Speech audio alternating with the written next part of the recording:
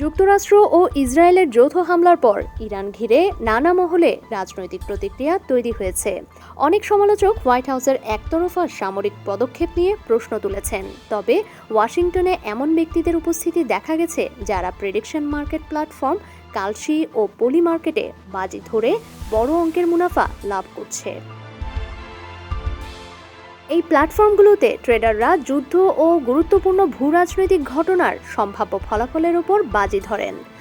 চলতি সপ্তাহে পলি মার্কেটে মাগা মাইম্যান নামের এক ব্যবহারকারী একদিনেই $5 লাখ বা এর বেশি লাভ করেছেন।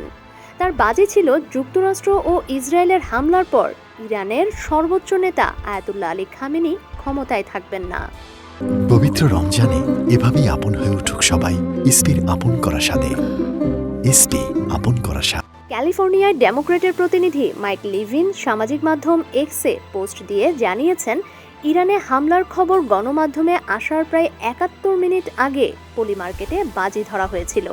মাগা মাইম্যান নামের ব্যক্তি সেদিন লেনদেন শুরুর সঙ্গে সঙ্গে তার বাজির কথা জানান, অথচ তখনও হামলা হবে কিনা সে সম্ভাবনা ছিল 17%। এছাড়া বিভিন্ন ছদ্মনামে আরও 3 জন ব্যবহারকারী যুক্তরাষ্ট্রের সম্ভাব্য হামলার ওপর বাজি ধরেন। এসব অ্যাকাউন্ট খোলা হয়েছিল ফেব্রুয়ারিতে।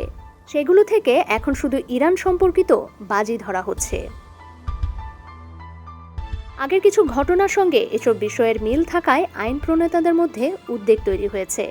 যেমন একজন ব্যক্তি ভেনেজুয়েলার সাবেক প্রেসিডেন্ট নিকোলাস মাদুরোর অপহরণকাণ্ডের কয়েক ঘন্টা আগে এ সম্পর্কিত বাজি ধরেছিলেন। অনুমান সত্য হওয়ায় তিনিও বড় অঙ্কের লাভ করেন। একইভাবে আরেক ব্যক্তি মারিয়া করিনো মাচাদোর নোবেল প্রাপ্তি নিয়ে বাজি ধরে $50,000 জিতেছিলেন। ক্রিপ্টোকারেন্সির ব্যবহার এবং ব্যবহারকারীদের পরিচয় গোপন রাখায় পলি মার্কেট সম্প্রতি কঠোর নজরদারির মুখে পড়েছে। তবে কালশি নামের অন্য প্ল্যাটফর্মটি যুক্তরাষ্ট্রের commodity futures trading commission CAFTC দ্বারা তদারকি করা হয়। প্রেডিকশন মার্কেটে শেয়ারের মূল্য ফলাফলের সম্ভাবনার সঙ্গে সামঞ্জস্য রেখে ওঠানামা করে, অনেকটা স্টক মার্কেটের মতো, কিন্তু প্রতিটি বাজির একটি নির্দিষ্ট তারিখ থাকে।